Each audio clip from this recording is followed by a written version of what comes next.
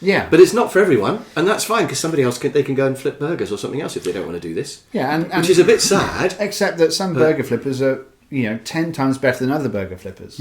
Yeah. Because they want to be flipping burgers. And they love it and they're happy and that's great. So, Yeah. well, I want someone to flip my burger. And not only Sounds bad, doesn't it? and not only are they doing it because they want to, but they're also bringing themselves to it, bringing their innovation, bringing their creativity and imagination to flipping burgers.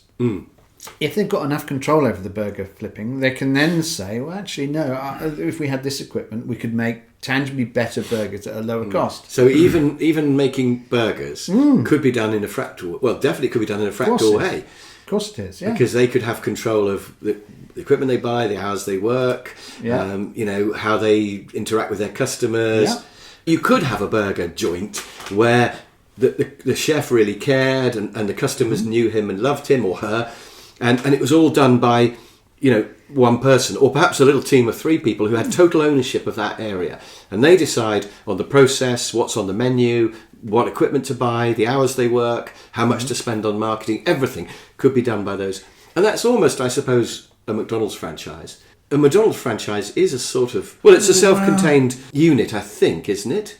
And they have some rules coming down from head office, but they have a certain amount of freedom, or do they? I'm not certain. Maybe the opening hours and things are not within there. I think there's a lot. I mean, they have to buy, for instance, their raw materials from approved suppliers, and there's very little in terms of latitude. They couldn't make one with a fried egg on or something like that. So basically, there's a set menu. It's up there. This is what you get. Yeah, there's no room for magic, as we would call it. I'm not sure about. I would be comfortable saying that was really anything like a fractal organisation. Yeah, but quality control is going to be one of the biggest challenges, isn't it? It is consistency. Yes, and which astounds me, of course, because given the level of standardisation in their process, sometimes, not always, but and I'm not going to use the term McDonald's, but generally burger places. When you go in, it's not brilliant. It's not a stunning fresh burger.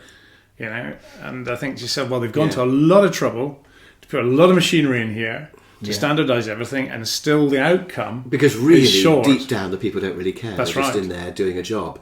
Whereas if they had ownership of it themselves, they'd really care. Yeah. And things like quality would sort themselves out because they'd care about the customers and they'd want repeat work. So they'd have pride and everything else.